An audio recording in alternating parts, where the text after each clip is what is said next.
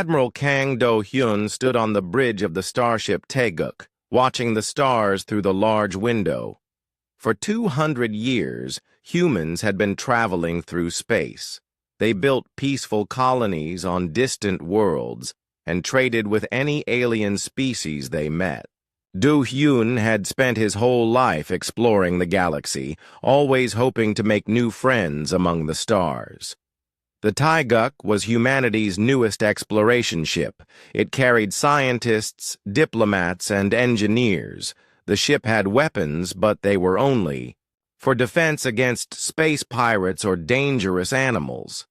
Humans had learned long ago that making friends was better than making enemies. Commander Park Ji-woo walked up to Do-hyun with a worried look on his face. Ji-woo was young but smart. He had been monitoring radio signals from the Outer Rim colonies all morning. "Admiral, we have a problem," Ji-woo said quietly. "We lost contact with New Busan colony 3 hours ago. Their last message was cut off in the middle." Do-hyun turned from the window. New Busan was home to over 2 million humans. It was one of their most successful colonies, with farms, schools, and factories. Families had lived there for 50 years. "Show me their last message," Do-hyun ordered. Ji-woo pressed some buttons on his control panel. A woman's voice filled the bridge. It was Captain Lee So-min, the colony's defense commander. "This is New Busan Control to any Earth ships. We have unknown vessels approaching our system. They are not responding to our greeting signals. The ships are massive, much larger than anything we have seen before. We are trying to communicate with them using standard galactic protocols." The message stopped suddenly. There was only static after that. Do-hyun felt his stomach tighten. In 200 years of space travel, humans had never found a hostile alien race. Most species they met were peaceful traders or explorers like themselves. "Set course for New Busan immediately," Do-hyun commanded. "Maximum speed." The Taeguk turned and jumped into hyperspace. The journey would take 6 hours. Do-hyun spent the time reading reports about New Busan. The colony had mines, farms, and manufacturing plants. Most importantly, it had families. Children played in parks while their parents worked to build a better life among the stars. When the Taeguk arrived at New Busan, Do-hyun's heart stopped. The colony was gone. Where cities once stood, there were only burning craters. The orbital stations had been destroyed. Pieces of metal and debris floated in space where ships used to dock. "Sir, I'm detecting life signs," said Lieutenant Nam Jae-sung from his station. "There are survivors in the underground shelters." "Send rescue teams immediately," Do-hyun ordered, "and scan for the ships that did this." The rescue teams found terrible things in the shelters. The survivors told stories that made Do-hyun's blood run cold. The alien ships had appeared without warning. They demanded that all humans leave immediately. When Captain Lee So-min tried to negotiate, the aliens attacked. An old man named Kim Tae-woo grabbed Do-hyun's arm with shaking hands. "They killed the children first," he whispered. "They said it was to show us they were serious. My grandson was playing in the schoolyard when their weapons hit." Do-hyun listened to more survivors. The aliens had targeted hospitals, schools, and homes. They avoided military buildings at first. It was clear they wanted to cause maximum suffering among innocent people. Dr. Yoon Ha-na, the Taeguk's chief scientist, studied the weapon marks on the destroyed buildings. "Admiral, these aliens used weapons designed to cause slow, painful death. They wanted people to suffer." As the rescue operation continued, they found a message beacon left by the aliens. It was broadcasting on all frequencies, so any human ship would hear it. The message showed an alien creature with gray skin and 4 arms. Its voice was cold and mechanical when translated by the ship's computer. I am Admiral Thexvon of the Vorthak Empire. Your species has entered our territory without permission. We are the dominant life form in this galaxy. All inferior races must submit to our rule or face extinction. The alien continued speaking. Your colony has been destroyed as an example. You have 30 rotations to evacuate all human worlds and return to your home planet. If you refuse, we will hunt down every human in the galaxy and kill them slowly. The message ended with images of the attack on New Busan. Do-hyun watched in horror as Vorthak ships fired on fleeing civilian transports. The aliens seemed to enjoy hunting down helpless families. Do-hyun sent the message to Earth immediately. Within hours, every human world had seen the Vorthak's demands. The response was the same everywhere. Shock, then anger, then something else. Something that had been sleeping in humanity for a long time.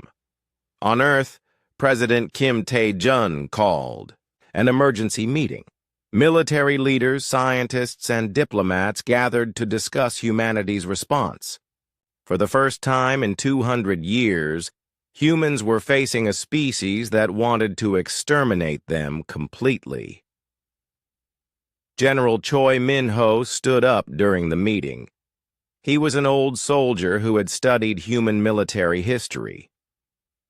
Mr. President, these aliens have made a mistake. They think we are weak because we choose peace.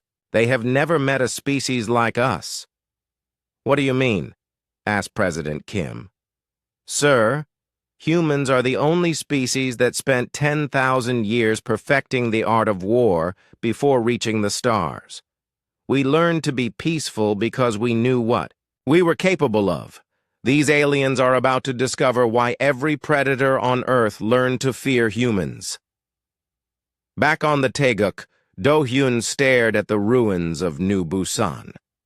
The survivors were being evacuated to other colonies, but the damage was done. 2 million innocent people had died because aliens thought humans were weak.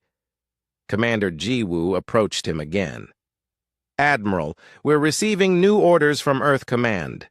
Do-hyun read the message on his personal tablet. The orders were simple, but chilling. All exploration missions were canceled. Every human ship was to return to Earth immediately. The United Earth Fleet was being mobilized for the first time since the colonial wars ended. As the Taeguk prepared to leave the New Busan system, Do-hyun took one last look at the destroyed colony. He thought about the children who had died, the families that had been torn apart, and the aliens who thought humans would simply run away.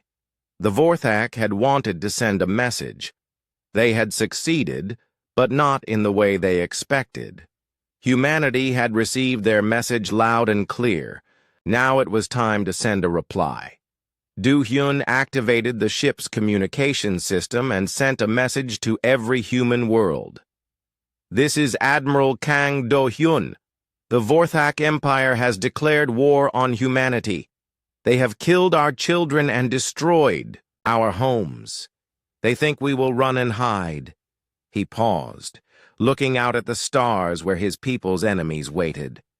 They are about to learn what happens when you threaten a species that conquered an entire planet before learning to fly.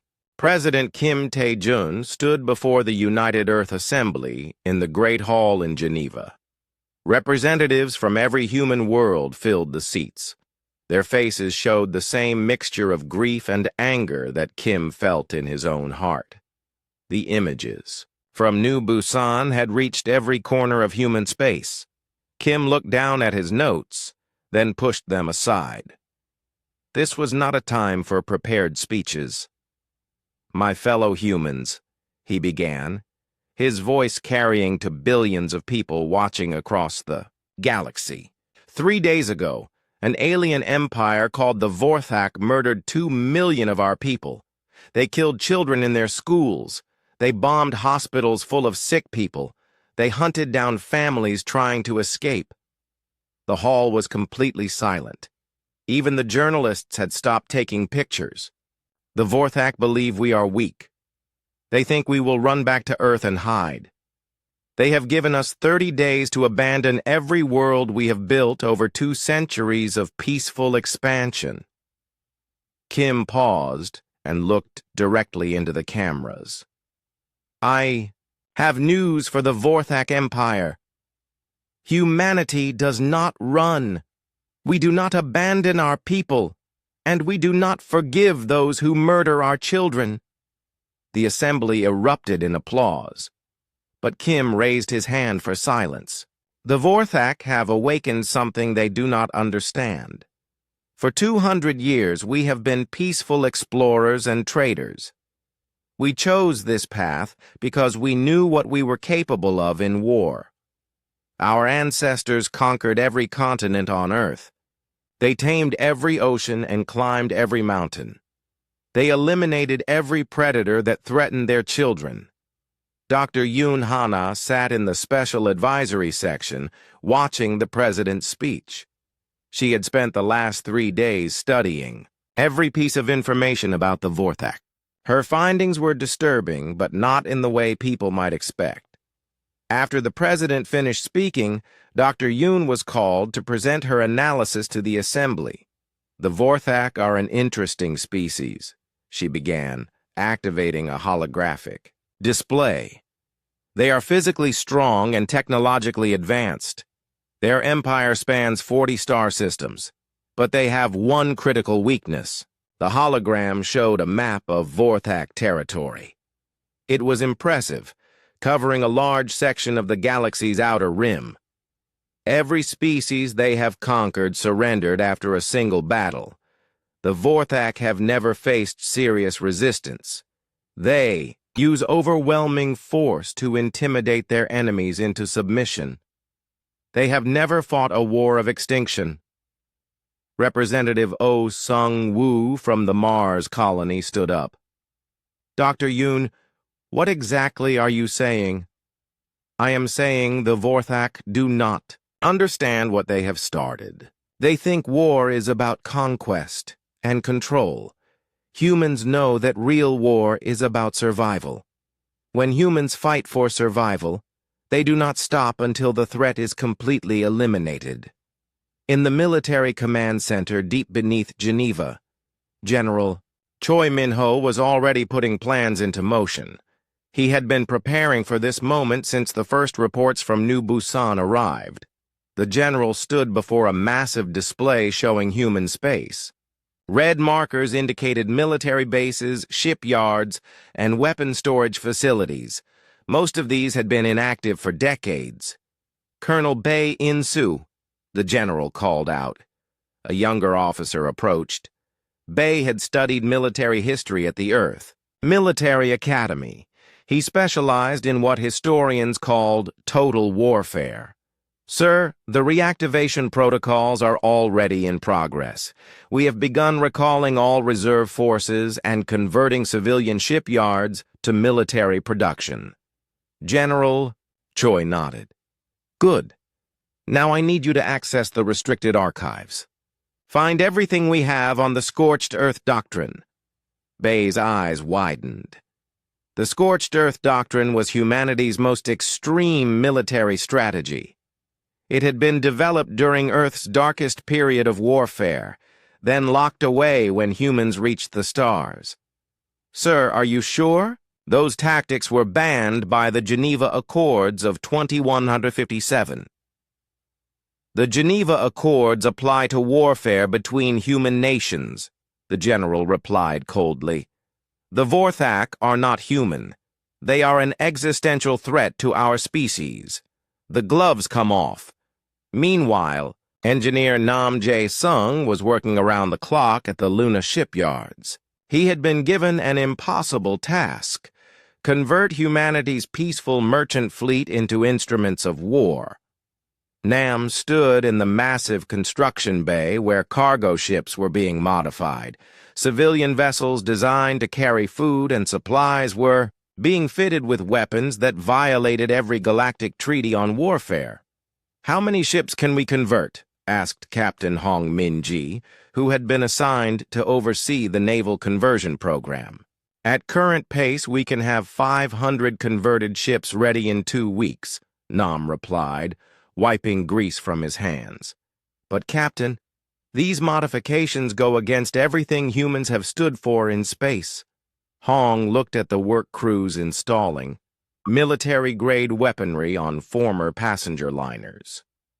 "Engineer Nam, the Vorthak made their choice when they murdered our children. Now we make ours." The conversion was happening on every human world. Factories that made farming equipment began, producing ammunition. Shipyards that built exploration vessels started constructing warships. Most importantly, humans began remembering skills they had hoped never to use again. Dr. Seo Kyung-min was one of humanity's leading experts on military psychology. She had been called to brief the military commanders on what they were about to face. "Gentlemen, you need to understand what we are becoming," she told the assembled officers. "For 2 centuries, humans have suppressed their natural instincts for violence. We learned to cooperate, to trade, to explore peacefully. But those instincts are still there." She activated a presentation showing human evolutionary history. Humans are unique among known species. We evolved as both pack hunters and persistence predators. We can work together to bring down larger prey, and we never give up the chase. Every other species developed civilization to escape their violent nature. Humans developed civilization to perfect it. The officers listened carefully as Dr. Seo continued. "The Vorthak use fear and intimidation because it works on every other species. But humans have faced extinction before. We survived ice ages, volcanic eruptions, and countless wars. We did not just survive, we thrived, we multiplied. We spread across an entire planet by outcompeting every other apex predator." General Choi raised his hand. "Doctor, what are you telling us?" "I am telling you that the Vorthak have made the worst possible mistake. They have threatened a species that sees extinction as a challenge to overcome, not a reason to surrender. They wanted war. Now they will get it." As the days passed, reports came in from across human space. The Vorthak had attacked 2 more colonies, killing thousands more civilians. Each attack was filmed and broadcast to intimidate other species, but the attacks had the opposite effect on humans. Instead of fear, they created something much more dangerous: unified purpose. Admiral Kang Do-hyun received his new orders while orbiting Earth. The peaceful exploration fleet was being disbanded. In its place, humanity was creating something the galaxy had never seen: a fleet designed not for conquest, but for complete annihilation. "Admiral," said Commander Park Ji-woo, reading from his communications console. "Fleet Command reports that all human worlds have voted unanimously. The Vorthak Empire has been designated an extinction-level threat to humanity." Do-hyun understood what that meant. There would be no negotiations, no prisoner exchanges, no peace treaties. The Vorthak had chosen to threaten human children, and humanity had chosen its response. The sleeping giant was awake, and it was very, very angry. In the depths of space, Vorthak Admiral Thex Von received reports of human fleet movements. The information puzzled him. Instead of fleeing as expected, human ships were gathering near Earth. "These humans are more stubborn than expected," he told his subordinates. "No matter. We will crush their primitive fleet and finish what we started at New Busan." Admiral Thex Von had conquered 40 species in his career. All of them had eventually begged for mercy. He expected humans to do the same. He was about to learn that humans were very different from any species he had ever encountered. Captain Oh Sung-woo gripped the arms of his command chair as the massive Vorthak fleet came into view. Through the bridge windows of his destroyer Soul, he could see 30 alien warships approaching Kepler Station. Each Vorthak vessel was twice the size of his ship and bristled with weapons. The humans had only 12 ships defending the station. By all logic, they should retreat. But logic was not something humans used when their families were threatened. "Captain, the Vorthak are demanding our surrender," reported Lieutenant Shin Dong-wook from the communication station. Oh Sung-woo had read the reports from New Busan. He had seen the pictures of dead children. The time for surrender had passed 3 weeks ago. "Send them our reply," he ordered. "Tell them that humans do not surrender to child killers." The Vorthak response was immediate. Their flagship opened fire on Kepler Station's civilian sections. The aliens wanted to repeat their success at New Busan, kill innocents to break human will, but this time humans were ready. "All ships engage," Oh Sung-woo commanded. "Remember what they did to our people. The human fleet attacked with tactics the Vorthak had never seen. Instead of fighting in formation like civilized species, the human ships scattered in all directions. They used asteroids as cover and attacked from unexpected angles.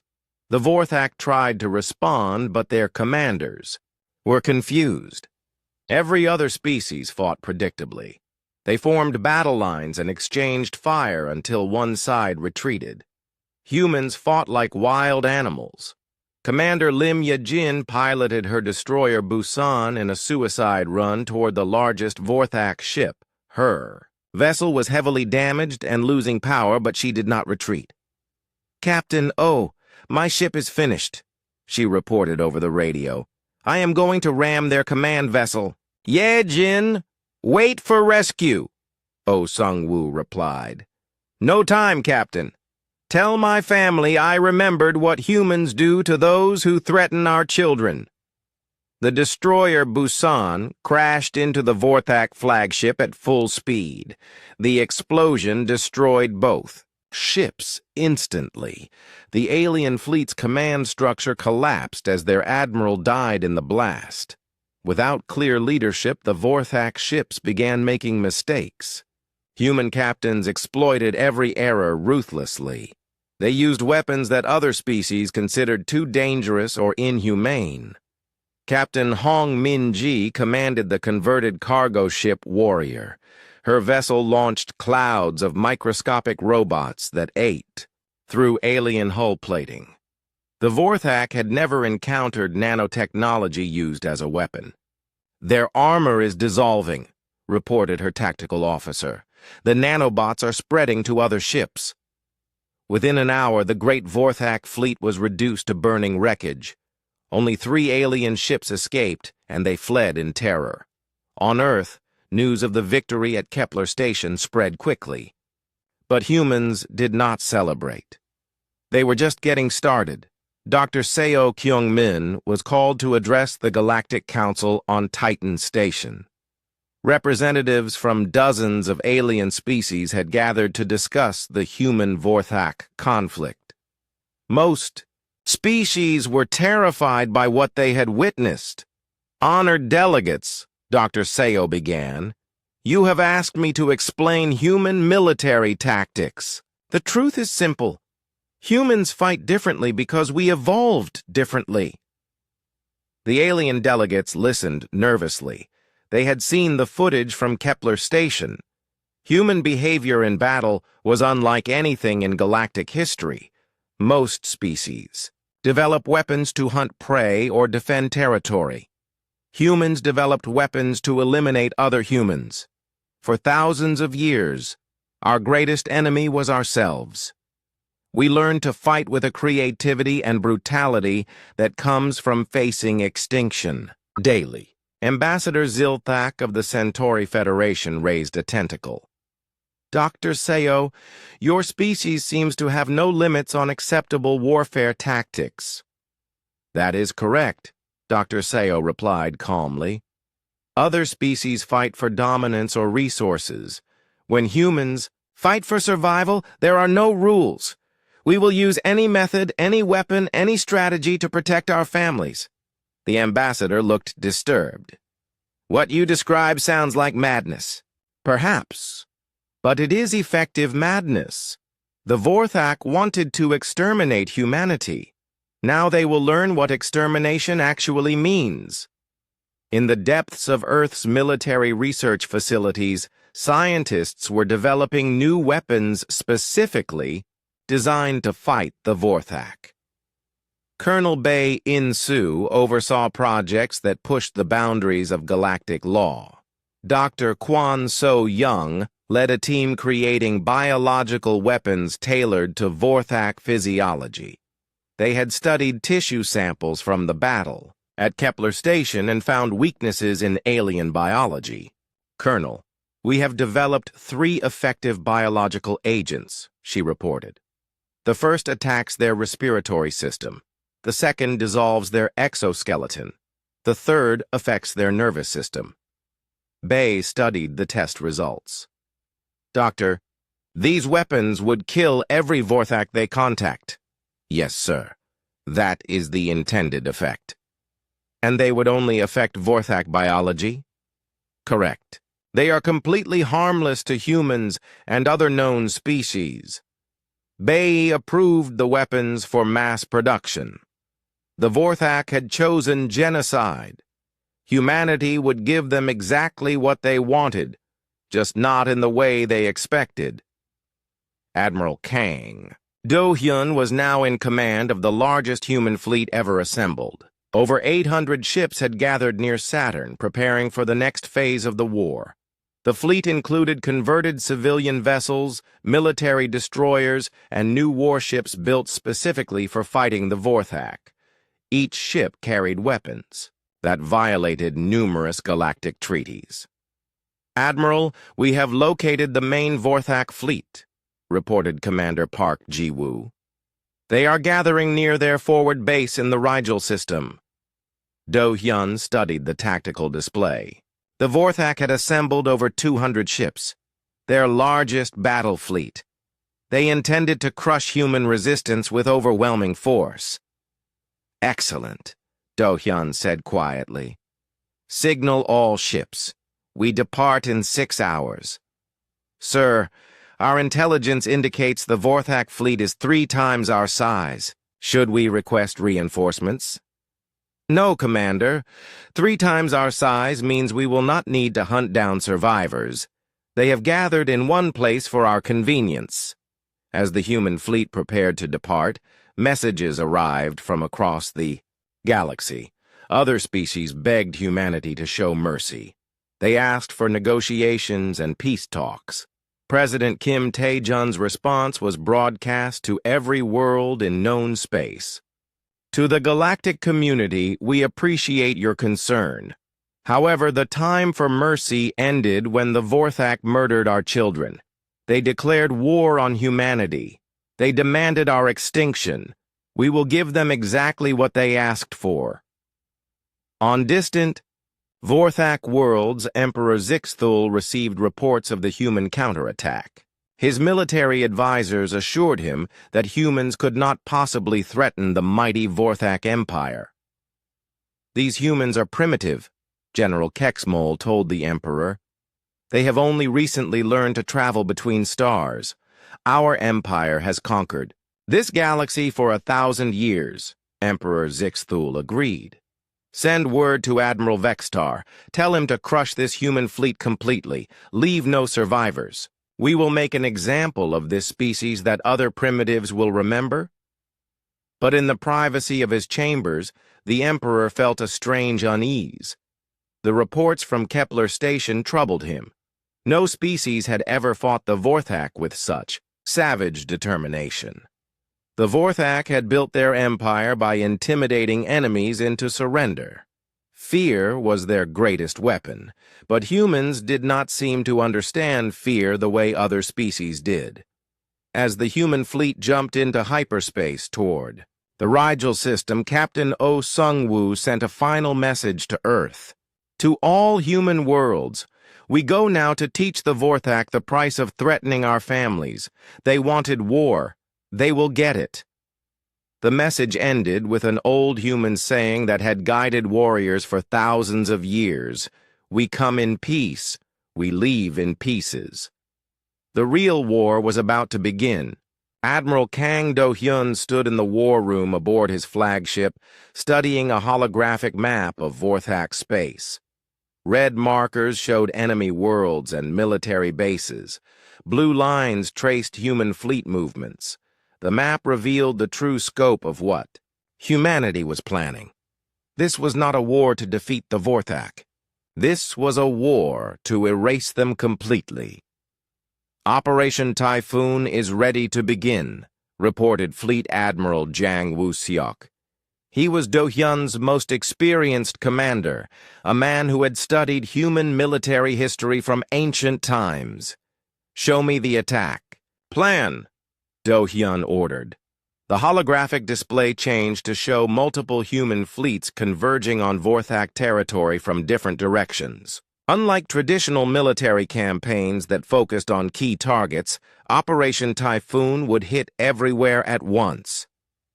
We have divided our forces into 20 attack groups, Jang explained. Each group will strike a different Vorthak world simultaneously. The goal is not conquest. The goal is extinction. Do-hyun nodded. The Vorthak had demanded humanity's extermination. Now they would learn what that word truly meant. In a secret laboratory on Luna, Colonel Bae In-soo watched as scientists prepared the most terrible weapons humanity had ever created. Dr. Kwon So-young led a team that had spent weeks perfecting biological agents designed specifically for Vorthak physiology. The test results are conclusive, Dr. Kwon reported. Agent Red attacks their breathing system. They die within minutes. Agent Blue dissolves their exoskeleton. They die within hours in extreme pain. Agent Green affects their brain chemistry. They die within days, going insane first. Colonel Bae studied the test videos showing captured Vorthak soldiers dying from each agent. The deaths were horrible to witness, but he felt no sympathy. How many Vorthak will these agents kill? All of them, sir. Each agent is designed to spread rapidly through their population centers. Within weeks of deployment, every Vorthak in an infected area will be dead. And the effects on other species? None. These agents only target Vorthak biology. Humans and other aliens are completely safe. Bae approved the weapons for immediate deployment. The Vorthak had shown no mercy to human children. They would receive none in return. Meanwhile, Captain Hong Min-ji led a Special Forces mission to gather intelligence about Vorthak military capabilities. Her team had captured a Vorthak supply depot and was interrogating prisoners. The aliens were terrified. They had never been captured before. Every species they fought either surrendered quickly or died in battle. They did not understand humans who took prisoners only to extract information. The human soldiers are different, one captured Vorthak told his interrogators through a translator. They do not fight like civilized beings. They fight like demons. Captain Hong studied the intelligence reports her team had gathered. The information revealed a critical weakness in Vorthak's strategy. They have never fought a defensive war, she told Admiral Do-hyun over secured communications. Their entire military doctrine is based on rapid conquest. They do not know how to protect their own worlds. This intelligence shaped the final plan. For Operation Typhoon, human forces would not waste time with military targets. They would strike directly at Vorthak civilian populations. just as the aliens had done at New Busan. On Earth, President Kim Tae-jun addressed the planet's population one final time before the assault began. My fellow humans, we stand at a moment that will define our species forever. The Vorthak Empire has existed for 1,000 years. They have conquered 40 species. They believe they are the apex predators of this galaxy. The president paused, looking directly into the camera. Today we teach them that there is only one apex predator that matters. Today we show the galaxy what happens when you threaten human children. The first wave of Operation Typhoon began with simultaneous attacks on 12 Vorthak worlds. Fleets appeared without warning in each system, using captured navigation data to bypass alien early warning systems. Captain Shin Dong-wook commanded the assault on Vorthak Prime's outer colonies. His orders were simple. Eliminate everything. Target their cities first, he commanded his fleet. Focus on population centers. Make sure every Vorthak on this world knows they are about to die. The human weapons were specifically designed for maximum psychological impact.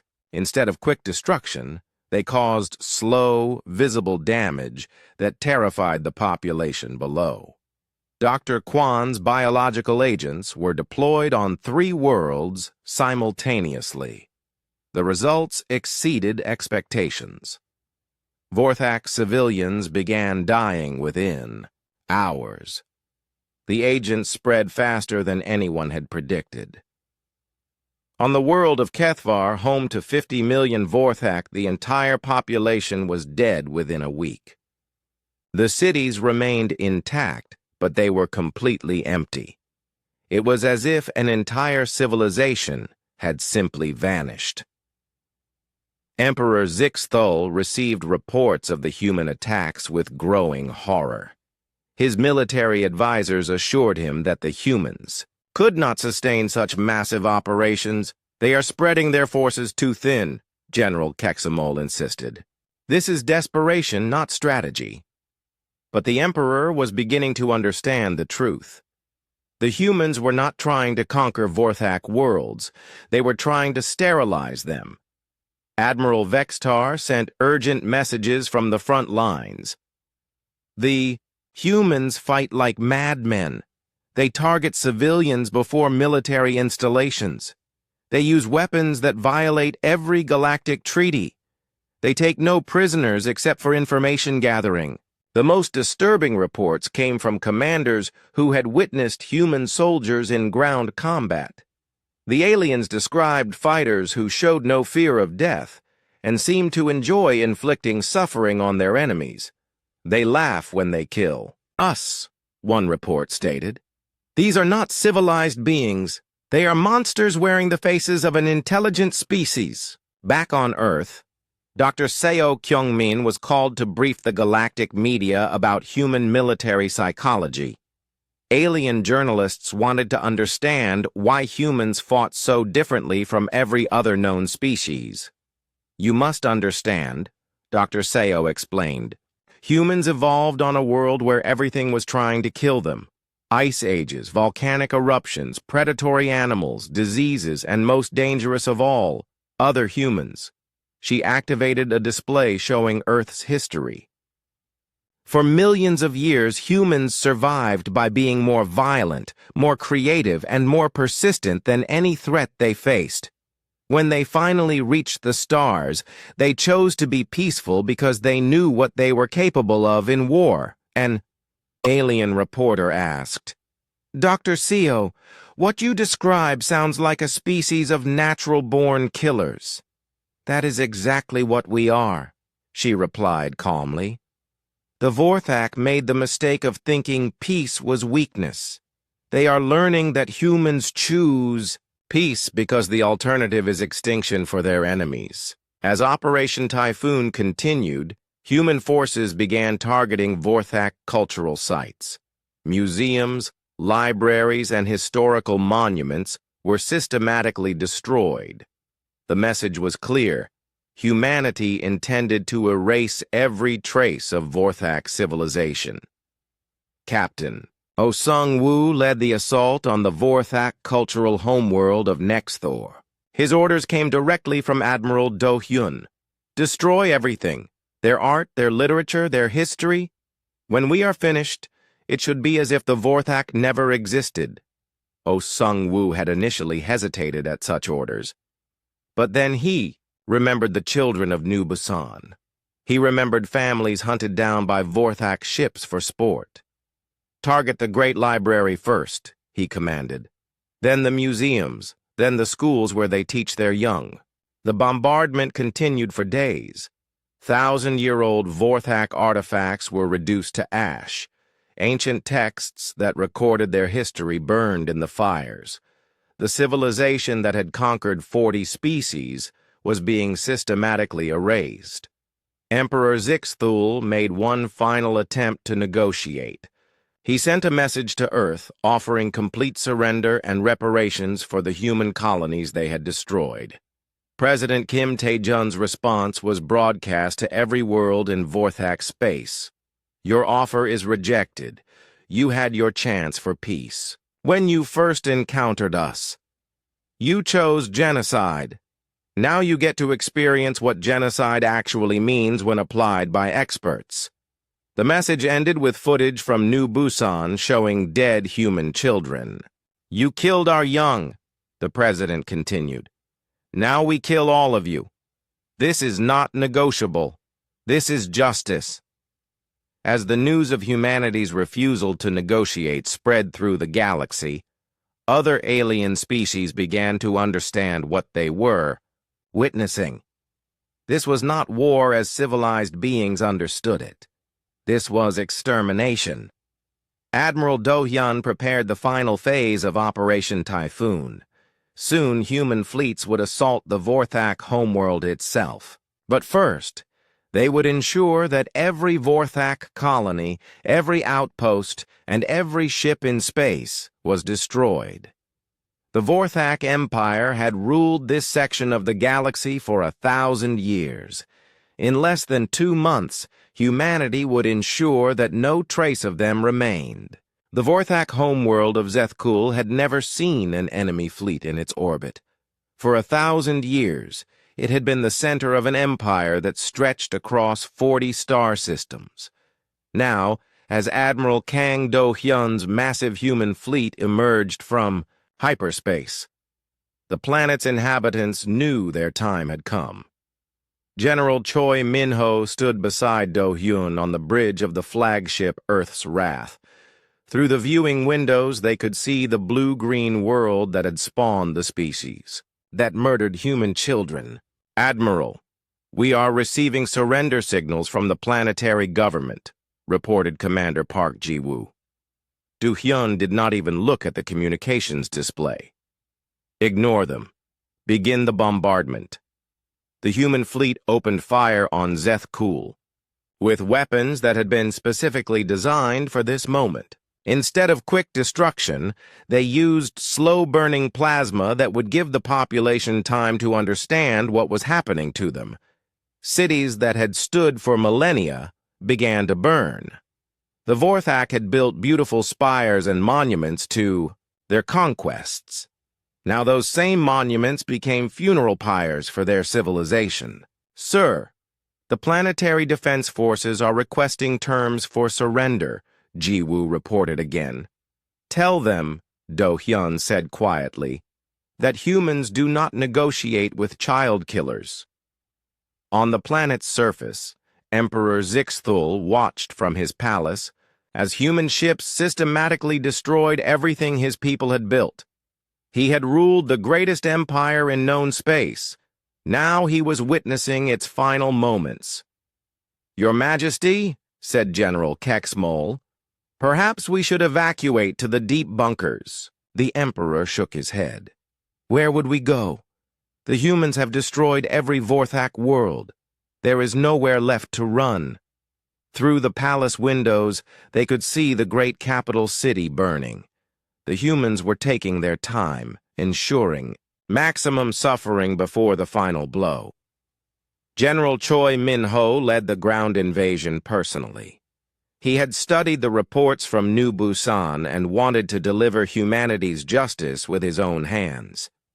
The human soldiers moved through the burning city with mechanical precision. They were not here to conquer, they were here to erase. Remember, Choi told his troops over the radio, these creatures killed our children for sport. Show them the same mercy they showed our families. The Vorthak military tried to mount a defense, but they were fighting an enemy unlike any they had ever faced. Human soldiers advanced through enemy fire without hesitation. When one fell, two more took his place. Captain Shin Dong-wook led a squad into the imperial palace. His orders were to capture the emperor alive for a special purpose. They found Zixthul in his throne room, surrounded by his remaining guards. The emperor was massive even by Vorthak standards, with 4 powerful arms and armor that had deflected weapons for centuries. I am Emperor Zixthul of the Vorthak Empire, he declared as the humans entered. I demand to be treated according to galactic conventions for the treatment of prisoners. Captain Shin looked at the alien who had ordered the death of human children. Your demands have been noted and rejected. The Emperor was taken alive, as ordered. But his guards were not so fortunate.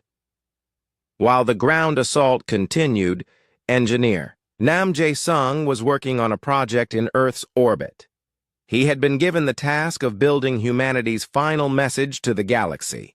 The device was called the Solar Ignition System. It was designed to turn stars into weapons. The calculations are complete, Nam reported to Admiral Do-hyun via secure transmission. When activated, the system will cause the Vorthak sun to go nova. The explosion will sterilize every world in their system. How long until it is ready? Do-hyun asked. 6 hours, sir. We are positioning the final components now. On Zeth-Kul, the capital city had been reduced to ruins. Human forces had systematically destroyed every government building, every military base, and every cultural site. But they had left the population alive for a reason. President Kim Tae-jun's ship arrived. In orbit as the final phase began, he had come personally to deliver humanity's judgment. The president's message was broadcast to every surviving Vorthak on the planet and to every alien species in the galaxy. I am Kim Tae-jun, President of United Earth and representative of the human species. 67 days ago, the Vorthak Empire demanded our extinction. They murdered our children to prove their superiority. They hunted our families for sport. The transmission showed footage from New Busan, displaying the burned schools and hospitals. Today, humanity delivers our response. The Vorthak wanted to show the galaxy what happens to species that refuse to submit. We will show the galaxy what happens to species that threaten human children. Emperor Zixthul was brought before the cameras in chains. The once mighty ruler of 40 worlds now knelt in the ruins of his capital city. This creature ordered the death of innocent humans, President Kim continued. His empire was built on the suffering of peaceful species. Today, that empire ends forever. Dr. Kwon So-young activated the final biological weapon. Agent Omega was her masterpiece, a virus that would ensure no Vorthak could survive even in hidden bunkers or distant colonies. Agent Omega is airborne, she reported. It will spread across the planet within hours. Any Vorthak who breathes it will be dead within days. But humanity was not finished. They had learned that 3 Vorthak colony ships had escaped the systematic destruction of their empire. Admiral Do-hyun dispatched hunter fleets to track down every survivor. Captain Hong Min-ji found the first colony ship hiding in an asteroid field. It carried 10,000 Vorthak civilians, the last remnants of their species. "This is Captain Hong Min-ji of the Earth Navy," she broadcast to the colony ship. "You are the last Vorthak in the galaxy. Surrender and accept quick death, or we will make your ending slow and painful." The colony ship tried to flee, but human ships were faster. The chase lasted 3 days across 2 star systems before the Vorthak vessel was cornered. Hong watched through her ship's sensors as the alien colony ship was destroyed. 10,000 more Vorthak died in the explosion. "Target eliminated," she reported to Fleet Command. No survivors detected. The other 2 colony ships met similar fates. Within a week, every Vorthak in the galaxy was dead except for Emperor Zixthul, who was being kept alive for the final ceremony. Engineer Nam Jae-sung completed his work on the solar ignition system. The device was positioned near the Vorthak. "Sun, ready to turn their star into a weapon of extinction. System is armed and ready," he reported. "On your command, we can trigger a supernova that will destroy every world in this system." Admiral Do-hyun stood on the surface of Zethkul with Emperor Zixthul beside him. The alien ruler was the last living member of his species. "Your empire lasted 1,000 years, Do-hyun told him. "You conquered 40 species. You thought you were the apex predators of this galaxy." The emperor said nothing. He had watched his entire civilization burn around him. "Humans existed for millions of years before we reached the stars," Do-hyun continued. "We conquered our entire planet by eliminating everything that threatened us. We learned to be peaceful because we understood what we were capable of in war." Do-hyun activated a communications device. "Mr. President, the last Vorthak is ready for your final judgment." President Kim's voice came through clearly. "Emperor Zixthul, you demanded humanity's extinction. Instead, you have achieved your own. Your species is dead. Your empire is ash. Your history has been erased." The president paused. "But we will let you live long enough to watch your son die." Engineer Nam received the signal and activated the solar ignition system. In the depths of space, the Vorthak star began to change. Nuclear reactions that had burned steadily for billions of years suddenly became unstable. "Solar collapse has begun," Nam reported. "The star will go nova in approximately 1 hour." Admiral Do-hyun and his forces evacuated to their ships, leaving Emperor Zixthul alone on the surface of his dying world. The human fleet retreated to a safe distance and waited. When the Vorthak's sun exploded, the light was visible from dozens of nearby star systems. The supernova destroyed every world in the system, ensuring that nothing of the Vorthak Empire could ever be recovered. President Kim Tae-jun addressed the galaxy one final time from the bridge of his ship. "Let this be a lesson to any species that considers threatening humanity. We came to the stars in peace. We offered friendship and trade to all who would accept it. The Vorthak chose war instead." The transmission showed the expanding nova where the Vorthak homeworld had been. "They wanted to exterminate us. We gave them complete eradication instead. Their species is extinct. Their empire is gone. Their history has been erased. It is as if they never existed." The president's final words echoed across the galaxy. "We are humanity. We came in peace. We left in pieces. The human fleet returned to Earth as heroes, but there were no celebrations. They had done what was necessary to protect their species, but they took no joy in genocide." Admiral Do-hyun stood once again on the bridge of his ship, looking out at the stars. Somewhere out there, other species were watching and learning. They now understood what humans were truly capable of when pushed beyond their limits. The Vorthak had wanted war. Humanity had given them complete eradication. The galaxy would not forget the lesson. And deep in human space, children played safely, in parks and schools, protected by the knowledge that their species would do anything, absolutely anything, to keep them safe.